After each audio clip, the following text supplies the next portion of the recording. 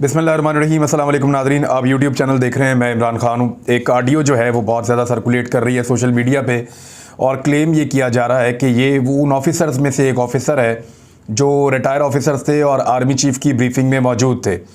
वो जो बातें कर रहा है ऑफिसर, एक्चुअली तो ये इसके ऊपर आप यकीन इसलिए नहीं कर सकते ज़्यादा कि, और इसको बहुत ज़्यादा प्रोपेगेट किया जा रहा है, हर तरफ फैलाया जा रहा है। एक तो उसकी लैंग्वेज थोड़ी सी मुझे अजीब लगी, दूसरा वो ऑफिसर सामने आकर बात नहीं कर रहा और वो ऐसा लगता है कि उसने किसी को व्हाट्सएप मैसेज के अंदर ब्रीफिंग दी है। यानी वो क्लेम ये करता है कि आर्मी चीफ ने हमें बताया कि बच्चे की तरह इमरान खान को साथ चलाते रहे और ये चल ही नहीं सकते थे पहले दिन से और इनकी टीम इंतहाई नाकस थी। फिर ये कहा कि बाहर से जितने पैसे वैसे आते रहे वो भी मैं ही लाता रहा हूँ और वोट ऑफ नो कॉन्फिडेंस में भी इमरान खान साहब फारिग हो गए थे, उसमें भी हमने ही बड़ी मुश्किल से इसको बचाया और बड़ा ज़ोर लगा के बचाया। ये अपने एमएनएस को नहीं मिलता था, सिर्फ अपने चंद चमचों को और हवारियों को मिलता था। इस किस्म के इल्ज़ामात जो हैं वो इस ऑडियो के अंदर मुबैना तौर पे आर्मी चीफ की जानिब से क्लेम करते हुए कि उन्होंने ऑफिसर्स को बताया। फिर ये भी बताया कि मैंने ये भी समझाया कि बुज़दार के ऊपर अपने 22 साल की मेहनत ज़ाया ना करो। ये बात ठीक है, आर्मी चीफ को बुज़दार की तैनाती पे एतराज़ था और ये मैं पहले रिपोर्ट भी कर चुका हूँ कि ये इमरान खान साहब ने इस पर बात उनकी नहीं मानी थी। फिर कहा कि जी अलीम खान को बात हुई कि बना दिया जाएगा वज़ीर आला पंजाब, बाद में उससे भी मुकर गए और शर्मिंदगी हुई। एमक्यूएम वाले कहते थे जी आपकी वजह से, फ़ौज की वजह से हम इमरान खान के साथ हैं, वरना हम कभी ना होते। रूस वाले मामले पे ये हमसे पूछ कर गए थे बेशक, लेकिन वापस आके इन्होंने अमेरिका को चैलेंज किया। हालांकि मैंने तो ऐसी कोई खबर नहीं देखी। इमरान खान तो यही कह रहे थे कि हम सबके साथ अच्छे ताल्लुकात चाहते हैं। वो तो यही कह रहे थे कि अमेरिका हमारा बड़ा अच्छा इत्तेहादी रहा है, हमारे उसके साथ बड़े अच्छे ताल्लुकात हैं, हम उसके साथ ताल्लुकात चाहते हैं, लेकिन रूस के साथ भी हमें ताल्लुकात रखने हैं। मैंने ऐसा कोई स्टेटमेंट नहीं देखा जहाँ पे इमरान खान अमेरिका को कुछ चैलेंज कर रहा हो या कह रहा हो कि इसको नहीं छोड़ेंगे या इसने ये कर दिया वो कर दिया। ऐसा नहीं है। लेकिन ये कॉल जो है वो ये दावा करती है कि अमेरिका को चैलेंज करना शुरू किया, हमने इनको मना किया, मैंने कहा ऐसा मत करो। और फिर उसके बाद तंग आकर आखिर हमने कहा कि अब कोई किरदार अदा नहीं करेंगे, खुद ही निपटो इनसे। फिर एक फ़ौजी ने पूछा कि जी मकबूलियत, उसने कहा 7% से बढ़ के 27% पे मकबूलियत चली गई है। हर दूसरे दिन मेरे साथ राब्ते में रहता है। ये आर्मी चीफ की तरफ से क्लेम है इस ऑडियो कॉल के अंदर। और मैंने उसे कहा है कि तुम मेहनत करो और वापस आओ, हम तुम्हें खुले दिल से कबूल करेंगे। ये कॉल है, मेरे ख्याल में कॉल फारग है, झूठी है। जो लोग भी इस कॉल को सुन रहे हैं, एक तो इसकी लैंग्वेज बड़ी हद तक अमेज़ है इमरान खान के बारे में, और जो आर्मी चीफ को जानते हैं और इमरान खान को जानते हैं, इन्होंने बड़ा प्रोफेशनली चीज़ों को हैंडल करने की कोशिश की जब तक ये इकट्ठे काम करते रहे हैं। कुछ लोगों ने जब आर्मी चीफ से कोई सवाल किया कुछ अर्सा पहले, तो उन्होंने कहा कि अगर आप ये कहते हैं तो फिर आप इमरान खान को जानते नहीं हैं कि वो क्या है। तो फिर अगर आप ये बात पूछ रहे हैं तो फिर आप इमरान खान को नहीं जानते वो क्या बला है। ये आर्मी चीफ के अपने अल्फाज थे। कुछ अर्सा पहले अंग्रेज़ी में उन्होंने एक जगह पे खड़े होकर ये जवाब दिया था। तो इमरान खान साहब वाकई में वो इस्टेब्लिशमेंट के साथ उनके कुछ मामलात के ऊपर इख्तलाफात हुए थे, उसके ऊपर मैंने एक वीडियो पहले कर रखी है। कुछ चीज़ों पे इमरान खान साहब के एस्टेब्लिशमेंट के साथ इख्तलाफात रहे हैं और उनके ऊपर उन्होंने कंप्रोमाइज़ नहीं किया। लेकिन ये इमरान खान साहब को अब फ़ौज ये साबित करना चाहती है या इदारे ये कह रहे हैं या एस्टेब्लिशमेंट का ये कहना है कि इमरान खान को हमने सिर्फ सपोर्ट नहीं किया, हमने इनके ख़िलाफ़ भी कुछ नहीं किया और ये ओहदे से जो है वो फारिग हो गए क्योंकि इनके मुखालिफिन तगड़े थे और इनके लोग इनसे नाराज़ थे। दूसरी जानिब जो है इमरान खान साहब और उनके लोगों का ये मानना है क्योंकि अमेरिका का हुक्म आ गया था तो इमरान खान को निकालने के लिए सारे एक तरफ हो गए। और इमरान खान साहब का एक जुमला भी मैंने आपको कोट किया, उन्होंने कहा देखना कोई रह तो नहीं गया इस मुल्क में जो मेरे खिलाफ ना हो। अब ये जिन ऑफिसर्स को ये कॉल यानी जो मीटिंग में मौजूद थे उनके हवाले से ये कॉल जो है वो वायरल की गई है कि उनमें से एक ऑफिसर ने ये सारी बात बताई है। लेकिन मैं आपको एक चीज़ बता देता हूँ कि जो हाल ही में हुआ है, ये माजी में भी एक दफ़ा हो चुका है। रिटायर फ़ौजी अफसरान जितने भी हैं उनके ऊपर टॉक शोज़ में शिरकत पर मुखालफत शुरू हो गई है। यानी वहाँ एक तो जो दोनों चीज़ों को आप अलग अलग कर दें, एक तो जो आर्मी चीफ के साथ सवाल जवाब का सेशन हुआ वहाँ बड़े टफ क्वेश्चन भी थे और बड़े तहफ़्फ़ुज़ात एक्स सर्विसमैन को रहे हैं और जो रिटायर फ़ौजी अफसरान हैं उनकी तंजीमें भी हैं और वो लगातार इमरान खान साहब को सपोर्ट कर रहे हैं। और उनका ये मानना है कि एक बैरूनी साजिश के नतीजे में जो लोकल्स हैं उन्होंने मिलकर इमरान खान साहब को बाहर कर दिया है और वो ये बात बार बार अपने सोशल मीडिया के ज़रिए से वो करते भी रहे हैं और बहुत बड़ी तादाद में करते रहे हैं। तो एक तो वो एपिसोड है उसको आप अलग कर दें।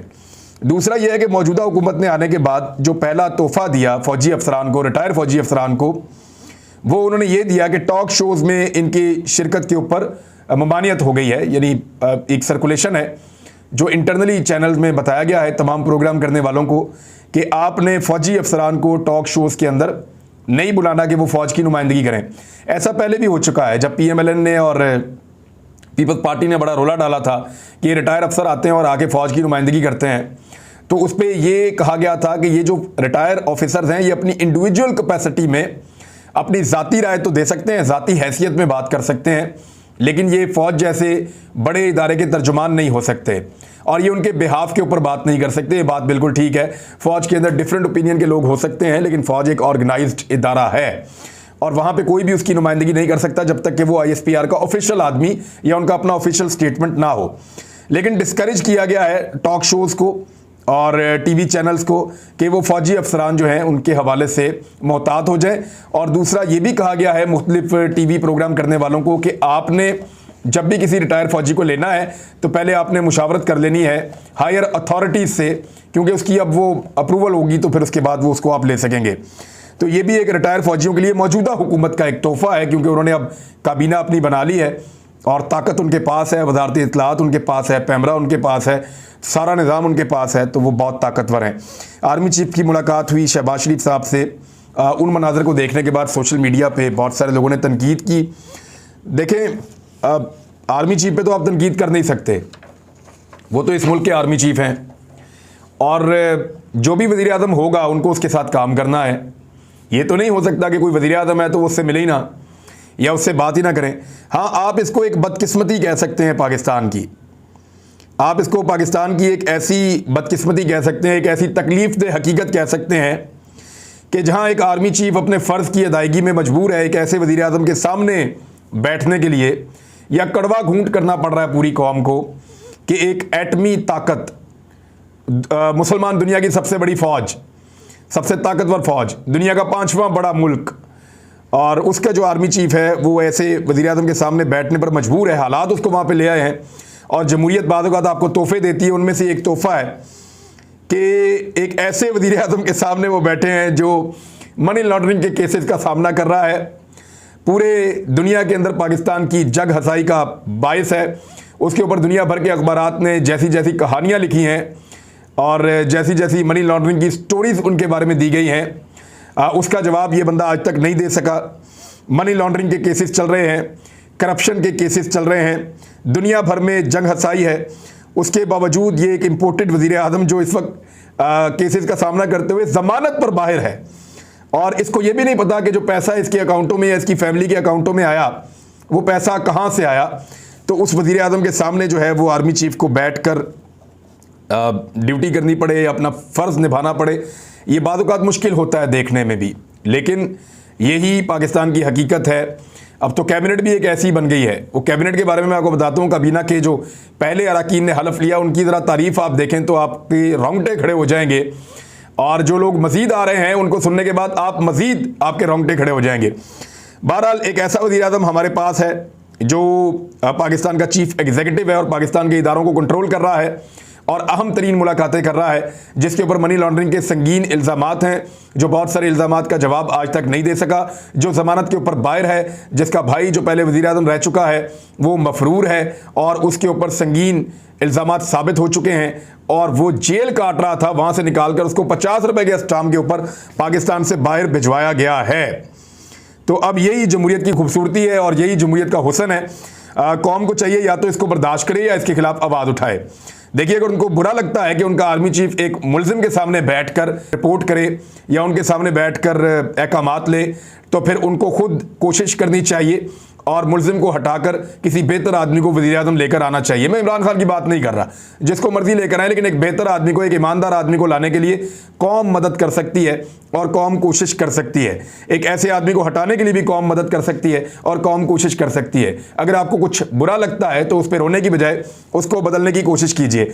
ये जो हुकूमत नई आई है, ये आई थी चीज़ों की कीमतें कम करने के लिए। अब उनकी काबीना भी बन गई है। ये कह रहे थे कि पेट्रोल तो बहुत महंगा हुआ था पीपल्स पार्टी के दौर में, PMLN के दौर में, हम फिर भी 100 से सस्ता दे रहे थे, 60-70 रुपये का दे रहे थे। तो 100 रुपये से नीचे पेट्रोल करने का इन्होंने दावा किया था कि ये इसी हालत में पेट्रोल को 100 रुपये से नीचे ले आएंगे, इसी हालत में डॉलर को 150 रुपये से नीचे ले आएंगे। ये दोनों दावे इनके अपने थे। चीनी को जो है वो 70 रुपये पे ले आएंगे, ये इनका अपना दावा था। आटा जो है उसको वापस पुरानी कीमत पे ले आएंगे, इनका अपना दावा था। जो खाने का तेल और घी है उसको भी वापस नीचे ले आएंगे, इनका अपना दावा था। घी जो है वो मजीद 5 रुपये मुबैना तौर पे महंगा हो गया है। अभी ये खबरें चल रही हैं, लेकिन पाकिस्तान का मीडिया ये खबरें नहीं दिखा रहा, क्योंकि कंट्रोल अब उनके हाथ में चला गया है जिनको मीडिया पसंद करता है। डॉलर जो है वो पहले चाराने बढ़ता था तो उसके ऊपर बड़ा फड्डा पड़ जाता था। अब 180 रुपये से वापस 184 रुपये पे डॉलर पहुंच गया है, 184 पे। कहीं पे कोई खबर नजर नहीं आ रही, लेकिन डॉलर ने दोबारा से परवाज शुरू कर दी है। बिजली की कीमत जो है वो 3.5 रुपये मजीद बढ़ाने पे गौर शुरू हो गया है। अभी इन्होंने 2 दिन पहले 5 रुपये बिजली की कीमत बढ़ाई है, 3.5 रुपये मजीद बढ़ने वाली है।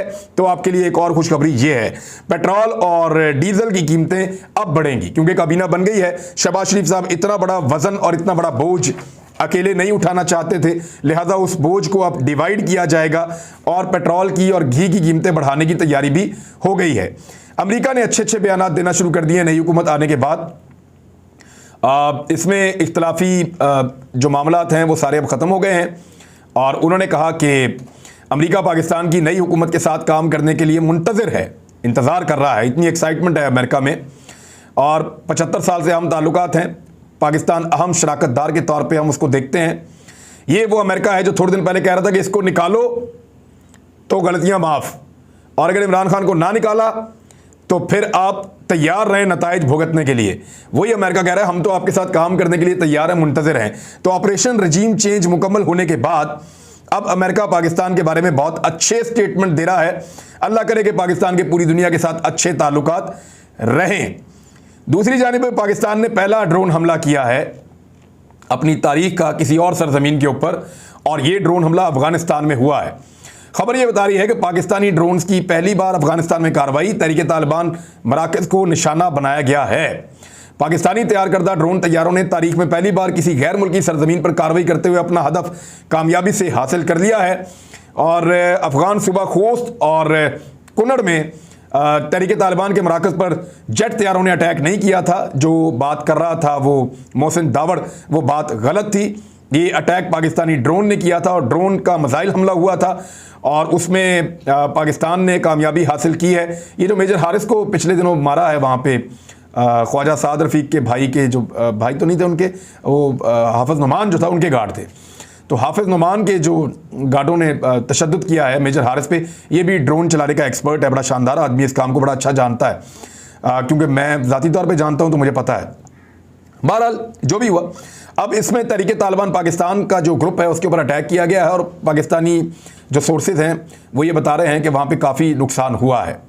और ये वो इलाका है जहाँ पे अफ़गान तालिबान जो वहाँ की इस वक्त हुकूमत संभाले हुए हैं, उनका कंट्रोल नहीं है, उनके लिए वो नो गो एरिया है, वहाँ वो जा नहीं सकते, लिहाजा वहाँ पे वो ऑपरेशन भी नहीं कर सकते। तो टीटीपी ने वहाँ पे कब्जा किया हुआ है, तो टीटीपी के ऊपर ये ड्रोन अटैक पाकिस्तान ने किया है और कामयाबी के साथ किया है। लेकिन टीटीपी के ऊपर अटैक होता है और उस पर मोहसिन दावड़ बोलता है, देखें किस किस की जाके कहाँ कहाँ जड़ें मिलती हैं, किस किस की जाके कहाँ पे किस किस के लिंक मिलते हैं। आपको बहुत हैरत होगी आने वाले दिनों में।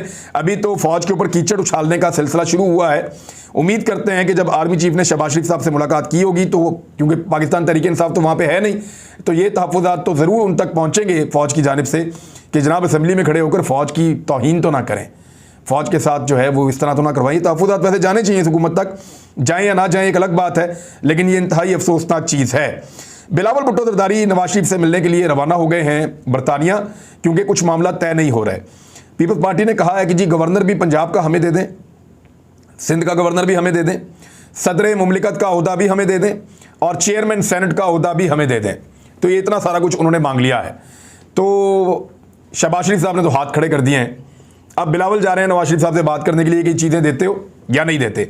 काबीना ने हलफ उठा लिया है, और काबीना के अंदर 14 वज़ीर जो हैं वो PMLN के हैं, यानी वज़ीर दाखिला राना सनाउल्लाह, वज़ीर इत्तलात मरियम औरंगज़ेब, वज़ीर कानून आज़म नज़ीर तारड़, मनसूबाबंदी एहसन इकबाल, रेलवे साद रफ़ीक, पार्लिमानी उमूर मुर्तज़ा जावेद अब्बासी, फिर आगे सरदार अयाज सादिक हैं, राना तनवीर हुसैन हैं, खुर्रम दस्तगीर हैं, ख्वाजा मोहम्मद आसिफ हैं, जावेद लतीफ़ हैं, और रियाद हुसैन पीरज़ादा हैं।